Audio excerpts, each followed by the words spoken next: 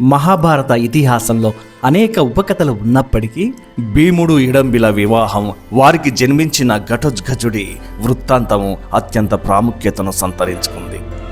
పాండవుల వనవాస సమయంలో కష్టాలలో ఉన్నప్పుడు వారికి అండగా నిలిచిన ఒక రాక్షస స్త్రీ కథ ఇది.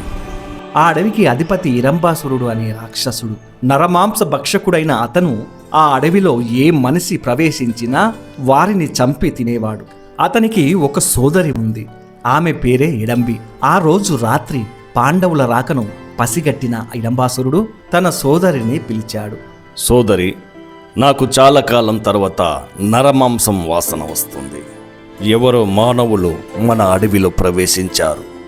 నీవు వెళ్ళి వారిని చంపి వారి రక్తాన్ని, మాంసాన్ని తీసుకురా. ఇడంబి పాండవులు ఉన్న చోటికి చేరుకునేసరికి అక్కడ నలుగురు సోదరులు మరియు ఒక వృద్ధ స్త్రీ నేల మీద నిద్రపోతుండడం చూసింది. వారికి కాపలాగా కూర్చున్న భీముని చూడగానే ఆమె ఆశ్చర్యపోయింది. భీముడు ఆజానుబాహుడు, విశాలమైన వక్షస్థలం, మెరిసే కళ్ళు, ఏనుగు వంటి బలమైన శరీరాకృతి కలిగి ఉన్నాడు. అతని తేజస్సు ఆ చీకటి అడవిలో కూడా ప్రకాశిస్తున్నట్లుగా ఉంది. అతనిని చూడగానే ఇడంబి మనసులో ఒక అద్భుతమైన మార్పు సంభవించింది. ఆమెలోని రాక్షస ప్రవృత్తి నశించి స్త్రీ సహజమైన ప్రేమ ఉద్భవించింది. అంతటి అందగాడిని, వీరుడిని నేను ఎలా చంపగలను? అతనిని చంపి నా సోదరుడికి ఆహారంగా ఇవ్వడం కంటే అతనిని వివాహం చేసుకొని జీవితాంతం తోడుగా ఉండడం మేలు అని ఆమె నిర్ణయించుకుంది. రాక్షస రూపంలో వెళితే భీముడు తన దగ్గరికి రానివ్వడని భావించినటువంటి ఇడంబి తన మాయాశక్తితో, కామరూపిణి విద్యతో ఒక అత్యంత సౌందర్యవతి అయిన మానవ యువతి రూపాన్ని ధరించింది. మెల్లిగా భీముని సమీపించింది. అందమైన యువతిగా వచ్చిన ఇడంబిని చూసి భీముడు ఆశ్చర్యపోయాడు.